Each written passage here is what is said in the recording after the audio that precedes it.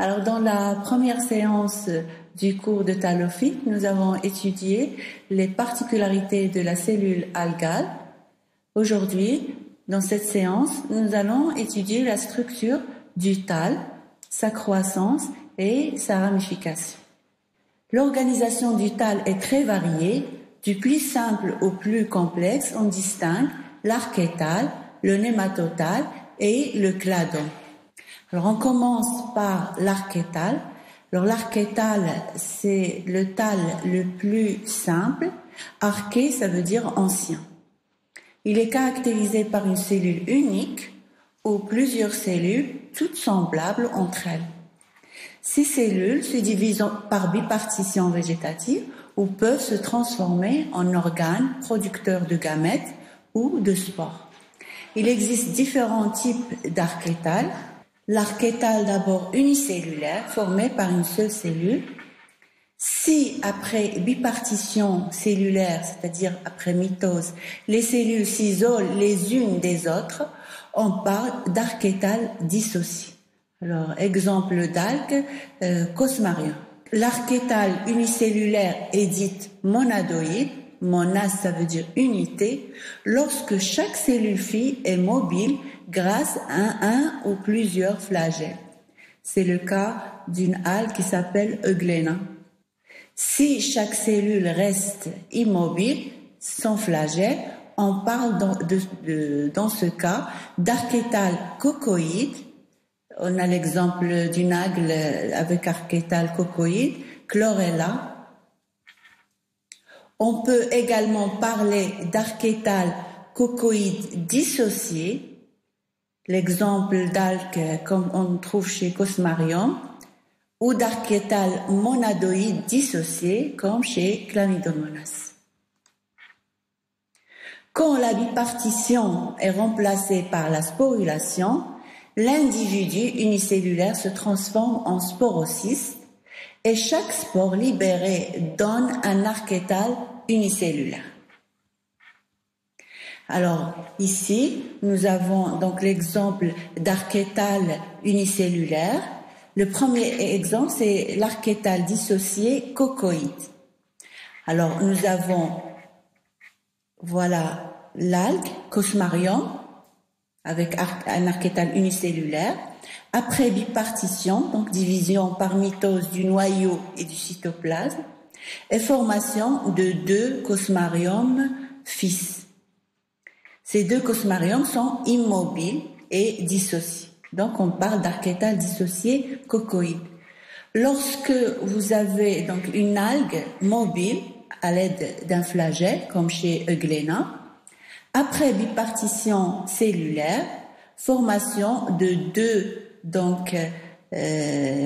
euglénaphies mobiles et dissociées, on parle d'archétale dissociée monadoïde.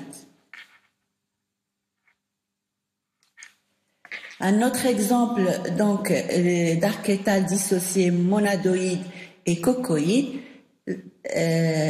avec des exemples donc de sporulation. Alors nous avons ici un Chlamydomonas, ça a le noyau, les plastes ou un seul plaste pariétal et le pyrénoïde.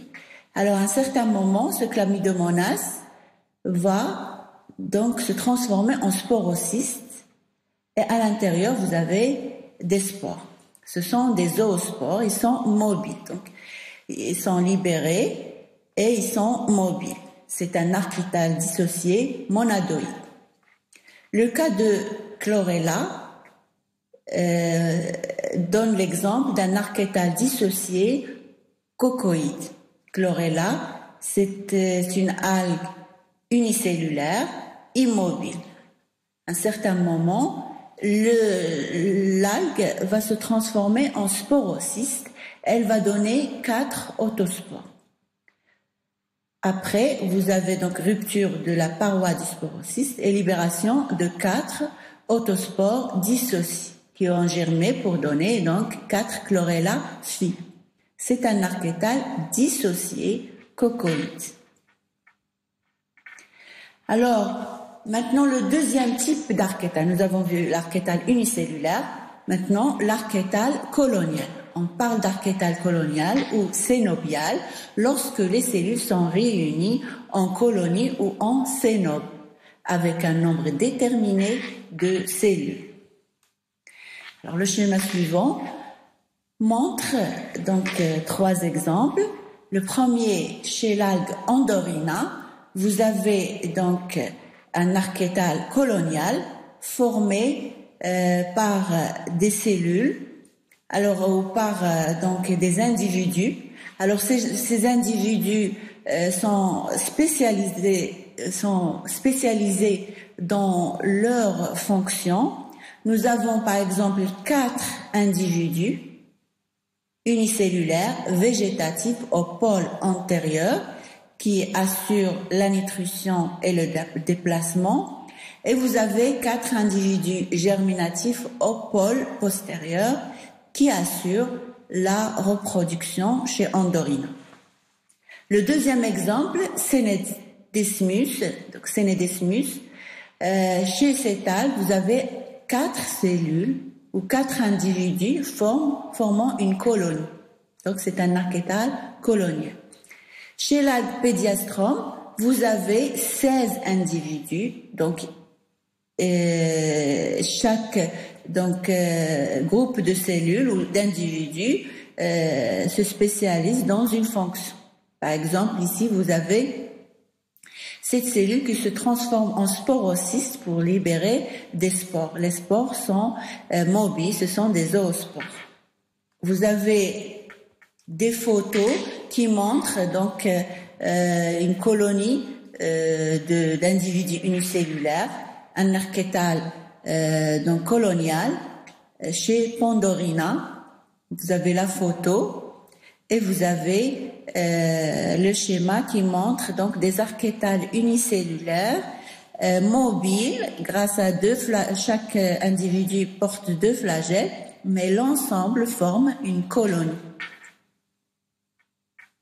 Ici, vous avez une autre photo qui montre une colonie plus importante chez l'algue Volvox. Donc, vous avez plusieurs colonies là, à fort grossissement. Vous voyez donc ce sont des individus unicellulaires, mais qui vivent en colonie, ce qu'on appelle un archétal colonial. Alors, le troisième type d'archétal, c'est l'archétal pluricellulaire. Lorsque les cellules ou individus sont englobés dans un mucilage commun, on parle d'archétal palméloïde. Donc, c'est un archétal pluricellulaire palméloïde. L'exemple d'une algue qui s'appelle Cylindrocystis. Quand l'archétal pluricellulaire est filamenteux, sous forme de filament, sans base ni sommet, non fixé, et toutes les cellules se divisent par bipartition transversale, on parle d'archétal trochoïde. Exemple d'algues Zygnema, Spirogyra. Alors, ce schéma montre donc un archétal pluricellulaire, palméloïde, comme c'est chez Cylindrocystis, les individus ou les cellules se trouvent dans un mucilage. 4 individus, donc dans un mucilage. Le deuxième cas, c'est le cas d'un archétal pluricellulaire trochoïde, où vous avez donc l'archétal sous forme de filament, ici chez Zygnema. Donc vous avez une cellule avec 2 chloroplastes étoilés, le noyau, la paroi cellulaire, donc qui forme donc un filament.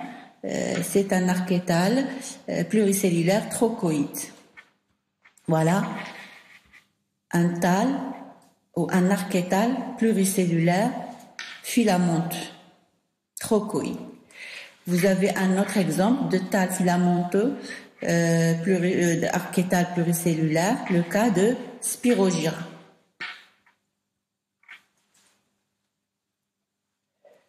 Alors, le quatrième type d'archétal, c'est ce qu'on appelle archétale amoeboïde ou plasmodiale.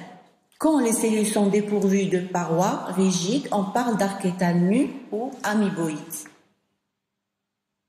Dans ce cas, il y a division du noyau sans division du cytoplasme. On a donc une masse cénocytique renfermant de nombreux noyaux. Alors, ce type de thalle, on le trouve chez les chrysodignales. On parle aussi d'archétale amoeboïde quand le plasmode présente un seul noyau. L'exemple des rhizodignales. Alors, vous voyez ici, donc, vous avez une cellule nue. Alors, là, ça peut être la paroi d'un zygote ou la paroi d'une spore. Libération d'une cellule uninucléée. Après, donc, division du noyau sans division du cytoplasme, ça donne une masse cénocytique avec plusieurs noyaux. C'est un jeune plasmode. Ce jeune plasmode peut donc devenir âgé et vous avez la déchirure au niveau du cytoplasme. C'est trop que vous voyez ici. Donc ce sont des déchirures au niveau du cytoplasme de cet archétale amoeboïde âgé. Alors le deuxième type de thalle, nous avons donc vu l'archétale, c'est le thalle le plus primitif. On passe maintenant au deuxième type de thalle qu'on appelle le nématotale. Néma, ça veut dire filamenteux. Les nématotales sont tous filamenteux. On les appelle aussi prototales. Alors, les nématotales, ou ce qu'on appelle prototales, concernant des algues filamenteuses, ils dérivent d'un archétale unicellulaire ou non. L'archétale générateur engendre des filaments nématotaliens rampants sur lesquels peuvent se développer des filaments nématotaliens dressés. On distingue plusieurs types de nématotales. Le premier type, ce qu'on appelle le type hétérotriche, c'est le type complet. Quand les deux catégories de filaments existent, rampants et dressés. Le type prosté, quand le nématotale est réduit à des filaments rampants. Le type érecté ou dressé, le thalle est réduit à des filaments dressés. Alors, les filaments rampants, par contre, n'existent pas. Le schéma suivant montre donc les différents types de nématotales. Alors le premier, c'est un nématotale complet, hétérotriche. Il porte les filaments donc rampants et les filaments dressés. Le deuxième, donc ce qu'on appelle le nématotale donc dressé, lorsque les filaments rampants n'existent pas. Et c'est uniquement les filaments dressés ou érectés. Le troisième type, c'est ce qu'on appelle le nématotale prostré, lorsque les filaments dressés sont absents et il ne reste que les filaments donc rampants ou prostrés.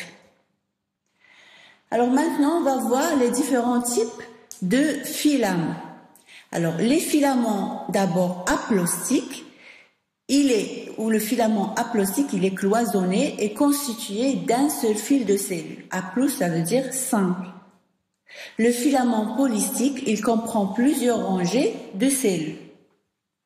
Le filament siphonné est entièrement dépourvu de cloison, sous forme de siphon. Le filament hémisiphonné, il est constitué d'articles plurinucléés. Alors vous avez ici donc différents types de filaments. Alors tout d'abord on commence par un filament aplastique. Il est formé par une seule rangée de cellules. Chaque cellule porte un noyau et quand la bipartition se fait d'une façon longitudinale, elle peut nous donner plusieurs couches de cellules. C'est ce qu'on appelle le filament polystique. Alors, ce filament polycystique, il peut former un tube comme chez l'algue Enteromorpha intestinalis. Le tube à parois monostromatiques. Alors, vous avez ici, on fait une coupe transversale. Voilà, là, il se présente comme ça. Si on fait une coupe transversale, on va voir que donc le thalle est formé par une seule couche de cellules en coupe transversale. C'est ce qu'on appelle tube à parois monostromatiques. Alors, dans le cas toujours de filament polycystique, on peut avoir aussi un autre exemple de tube, un autre exemple de thalle monostromatique ou nématotale monostromatique, lorsque, par exemple, chez Monostroma fuscum, on fait une coupe transversale du thalle, c'est une lame foliacée, donc un nématotale sous forme de lame foliacée. Si on coupe donc transversalement, on va voir que cette lame est formée par une seule couche de cellules. Donc, c'est un filament monostromatique. Alors, le deuxième cas, c'est chez Ulva lactuca. Là aussi, vous avez un nématotale, et ce nématotale est sous forme d'une lame foliacée. Quand on fait une coupe transversale, on va voir qu'il y a deux couches de cellules. Ça veut dire que c'est un filament polycystique formé par deux couches de cellules. C'est un filament polycystique polystromatique. Vous avez ici donc une photo de l'algue, Ulva lactuca. Donc c'est une lame foliacée, c'est un nématotale. Et si on fait une coupe transversale, vous voyez les deux couches de cellules. Chaque cellule contient un noyau, un chloroplaste et les pyrénoïdes entourés de grains d'anhydre. Si on prend le cas d'Enteromorpha, on voit donc sur la photo le thalle, c'est un nématotale sous forme de tube. Si on fait une coupe transversale, on va voir donc une seule couche de cellules. Alors le troisième type de thalle, c'est ce qu'on appelle le cladome. Le cladome, c'est la structure la plus complexe du thalle. On le trouve chez les algues les plus évoluées. Alors les thalles cladomiens représentent les degrés de complication structurale les plus grands. Ils proviennent d'un petit nématotale appelé protonéma, comparable à un thalle hétérotriche, c'est-à-dire un nématotale hétérotriche, dont certains filaments dressés s'allongent et deviennent chacun l'axe du cladome primaire. Le thalle cladomien est donc un système de filaments à croissance terminale ou subterminale illimitée, constituant des axes primaires, secondaires, tertiaires. Ces axes donnent latéralement naissance à des filaments à croissance limitée que l'on appelle rameaux latéraux ou pleuridie. Un cladome peut être uniaxial, l'axe est constitué d'un filament unique, ou multiaxial, axe formé de plusieurs filaments axiaux et parallèles. Chez les algues à structure siphonnée, c'est-à-dire il n'y a pas de cloison, les filaments cénocytiques à croissance terminale peuvent également montrer des différenciations entre siphons axiaux et siphons latéraux. On peut donc parler de la structure cladomienne siphonnée uniaxiale, comme chez l'algue Bryopsis, ou multiaxiale, comme chez Codium. Alors le schéma suivant montre donc les différents types de cladomes. Alors vous avez pour le schéma A, vous avez un cladome uniaxial. Vous avez donc les filaments prostrés et vous avez un axe dressé à croissance continue et vous avez des pleuridies à croissance limitée. Alors, si on fait une coupe transversale au niveau de l'insertion des pleuridies, on va voir donc l'axe au milieu et les pleuridies. Ce que vous voyez ici, c'est un axe cladomien secondaire. Alors, pour le schéma B, alors ici, vous voyez les filaments prostrés et plusieurs axes. Donc, c'est un cladome multi-axial. Et au niveau donc du cladome sont insérées ces ramifications latérales à croissance limitée, ce qu'on appelle les pleurides. Quand on fait une coupe transversale au niveau donc des pleurides, on va voir les différents types d'axes et les pleurides à croissance limitée. Alors ici, vous avez aussi un schéma d'un cladome uniaxial primaire avec un autre axe ou cladome secondaire. Vous avez aussi les pleurides. Chez Antitamion plumula, c'est une algue rouge. On voit, donc c'est une rhodophycophyte, on voit l'axe primaire, l'axe secondaire, et vous avez les pleurides, ces ramifications à croissance limitée. Ici, un exemple d'une algue verte, Cara, donc qui montre un tas sous forme de cladome. Vous voyez l'axe primaire, l'axe secondaire, et ces ramifications verticillées, ce sont les pleurides. Une autre photo qui montre donc toujours des axes et des pleurides. Maintenant, on passe à la croissance et la ramification chez les algues. Alors que la définition de la croissance correspond à une augmentation de la quantité de matière vivante. Chez les thalles unicellulaires, la taille augmente sans division du noyau. La croissance n'est donc pas accompagnée de division cellulaire, elle n'est pas accompagnée de mitose. Par contre, chez tous les organismes pluricellulaires, la croissance est toujours accompagnée de division cellulaire. Alors, on va commencer tout d'abord par la croissance en longueur des thalles pluricellulaires. Vous avez plusieurs types de croissance. Alors, le premier type, c'est la croissance diffuse. Lorsque toutes les cellules d'un thale sont capables de se diviser par bipartition végétative, on parle d'une croissance diffuse. C'est le cas de tous les archétales, pluricellulaires bien sûr, on parle de filaments athélomiques.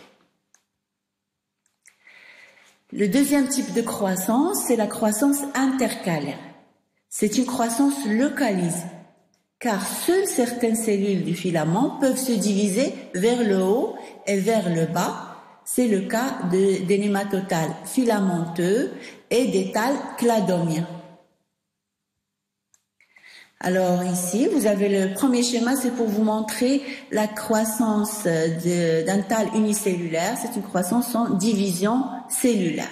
Montrons ici un thale avec le noyau. Donc ici, le thale présente l'appareil reproducteur ou la fonction reproductrice par ce chapeau, mais il y a toujours un seul noyau. Alors par contre, la croissance en longueur, vous voyez, on a le premier type, c'est la croissance diffuse. Vous avez un filament ici, cloisonné. Chaque cellule est capable de se diviser par mitose, par bipartition transversale pour assurer la croissance en longueur. Pour la croissance intercalaire, seules quelques cellules qui peuvent, du filament qui assure la croissance en longueur. Le troisième type de croissance en longueur, c'est ce qu'on appelle la croissance trichothalique. C'est un cas particulier de la croissance intercalaire qui devient subterminale. Par leur division des cellules, engendre au-dessous d'elles de nouvelles cellules du filament axial et vers le haut des cellules plus étroites s'allongeant sans portée de ramification. Le quatrième type de croissance, c'est la croissance terminale, ce qu'on appelle aussi apicale. Dans ce cas, l'axe se termine par une cellule initiale actif qui donne par cloisonnement transversal vers le bas des cellules du filament axial. On parle dans ce cas de filament télomique. Alors ici, vous avez donc troisième type de croissance en longueur, ce qu'on appelle la croissance tricotalique. Il y a une cellule subapicale, c'est-à-dire au-dessus de la cellule apicale, qui va subir une mitose et va engendrer deux cellules, une cellule étroite vers le haut qui ne se divise pas et une autre cellule en bas, donc, et on a comme ça un filament qui est très étroit vers le haut. Le quatrième type de croissance, c'est la croissance terminale. Vous voyez donc une cellule apicale terminale qui est responsable de la croissance en longueur. Les autres cellules restent donc inactives. Seule la cellule terminale. Et on parle d'un filament télomique. À la différence de la croissance diffuse, on parle d'un filament atélomique. Alors dans le cas d'un filament siphonné, donc sans cloison, ce sont les noyaux actifs du filament vers l'extrémité qui vont subir des mitoses et qui vont assurer la croissance en longueur. Alors maintenant, on passe à la croissance en épaisseur. Pour les filaments polystiques, la croissance en épaisseur est assurée par la division des cellules dans le sens longitudinal. La croissance peut se faire par condensation des pleuridies autour de l'axe formant un cortex pleuridien lorsque l'archétal est un cladon. L'exemple de l'algue Leptosiphonia. La croissance peut se faire par cortication. Les pleuridies sont fixées sur l'axe par l'intermédiaire d'une cellule coxale. De cette cellule vont naître des filaments corticants qui recouvrent l'axe vers le haut et vers le bas. Alors, vous avez ici le cas, donc la croissance en épaisseur, dans le cas d'un filament polystique avec plusieurs rangées de cellules. Donc, la division se fait dans le sens longitudinal, par bipartition longitudinale des cellules pour assurer la croissance en épaisseur. Ici, vous avez le cas d'une algue brune, fucus. Alors ici, donc la croissance en épaisseur dans un cladon se fait par cette cellule coxale qui se trouve à la base des pleurides. Cette cellule va se diviser transversalement, formant des filaments pleuridiens corticants de part et d'autre, donc de l'axe pleuridien, assurant la croissance en épaisseur. Maintenant, on va voir la ramification chez les algues. Alors, vous avez le premier type de ramification, la ramification latérale. Alors, chez les individus aplostiques, des filaments secondaires se mettent en place sur le filament principal. C'est la ramification latérale. Le deuxième type de ramification, la ramification dichotomique. Dica, ça veut dire en deux tomes ou sections. Une cellule initiale se divise longitudinalement en deux cellules initiales filles. Chacune donne naissance à un rameau-fils qui s'allonge à la même vitesse. Ils ont donc même longueur, c'est la croissance dichotomique. Chez les filaments siphonnés, on peut trouver les mêmes types de croissance et de ramification. Dans ce cas, ce ne sont pas les cellules localisées actives qui sont responsables, mais un ensemble de noyaux qui se multiplient activement. Alors ici, vous avez un schéma qui montre donc la ramification latérale et la ramification dichotomique. Chez les structures cloisonnées, hémisiphonées et siphonées. Donc, dans le cas d'un filament aplostique. Vous voyez, donc c'est la ramification. À un certain moment, une cellule initiale va se diviser longitudinalement par bipartition. Elle va donner une ramification latérale. La même chose donc pour les deux cas. Pour la ramification dichotomique, on a un rameau aplostique. Vous avez la cellule initiale terminale, va se diviser en deux cellules, disons longitudinale. Elle va donner deux cellules filles. Chaque cellule fille va se diviser transversalement et en même temps, donc les deux cellules en même temps, et ils vont donner deux rameaux identiques qui ont la même vitesse de croissance, la même longueur. C'est la ramification dichotomique. Alors la prochaine séance, on va voir la reproduction, c'est la reproduction